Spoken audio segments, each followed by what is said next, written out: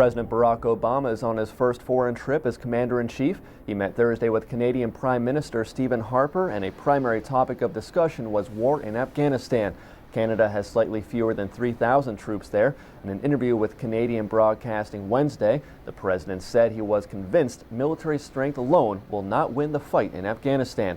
Later in a joint news conference, President Obama defended his decision to send more troops to Afghanistan. I ordered the additional troops because I felt it was necessary to stabilize the situation there in advance of the elections that are coming up. But we have 60 days of work to do. That review, which will be wide-ranging, will then result in a report that's presented to me. And from at that point, we will be able to, I think, provide you with some clearer direction. Thursday's trip was President Obama's first foreign visit. Defense Secretary Robert Gates and the Polish Defense Minister signed an agreement Thursday aimed at boosting cooperation between the two nations' special operations forces. Secretary Gates said the memorandum of understanding is part of the growing U.S.-Polish partnership to modernize the Polish military. Part of the agreement assigns an American Special Operations Liaison Officer to Poland.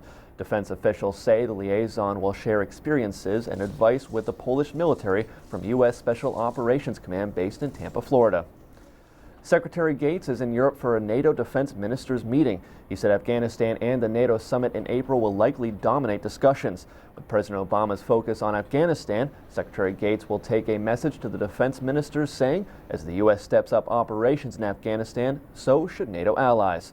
The alliance defense ministers are scheduled for meetings Thursday and Friday in Krakow, Poland. The chairman of the Joint Chiefs of Staff visited Minot Air Force Base in North Dakota Wednesday. Admiral Michael Mullen spent most of his day touring the facility and meeting with airmen and officers. He stressed the importance of recruiting young people into service and taking care of those veterans who have already served their country. Another topic of discussion was the base being named as a finalist in the search for a facility to host a new Air Force mission known as Global Strike Command. Though Admiral Mullen said the facility was in contention, he said the decision isn't up to him. It represents the focus on the global strike enterprise, and standing up that command is really critical. And I'm sure wherever it ends up, it'll be a great spot. Admiral Mullen added, with the deployment of thousands more troops to Afghanistan, the Air Force's role will be a critical one in ensuring the overall mission is a success. An improperly set stabilizer trim was apparently the cause of the B-52 crash that claimed the lives of 6 airmen last July.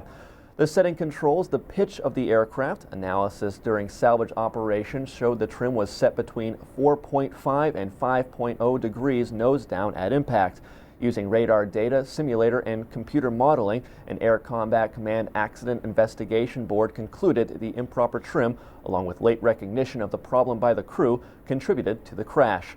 The crew was conducting a training mission northwest of Guam when the accident occurred. A virus spreading across the internet could put your personal information at risk. As Senior Airman Anthony Kuhn explains, a seemingly innocent parking ticket notice could give identity thieves access to your data. The internet is vast and seemingly infinite, and the number of threats to personal and work computers is nearly incalculable. The threat even extends beyond phishing scams and bogus emails to the world of parking tickets. So originally the Vundo Trojan was around in November 2004, and only recently in the end of 2008, people in the United States were receiving these parking tickets, and the parking ticket itself had a web address or a URL on the parking ticket, and it said, hey, if you want to look at your parking ticket online, please go to this website. Unsuspecting individuals would go to this website. They would click on a add-on that required them to install on their computer, which then said they would be able to view their ticket. When in fact installing the software installed virus, a Trojan, and then it made their computer open to attack. The bottom line, know the website before installing so-called required software. If you don't know who sent you a web address or you don't know where it's taking you, think twice and maybe even 3 times before you click install. Senior Airman Anthony Kuhn, Yokota Air Base, Japan. Coming up next on Around the Services, protecting wildlife while securing the mission. How biologists are working with airmen to preserve a fragile ecosystem.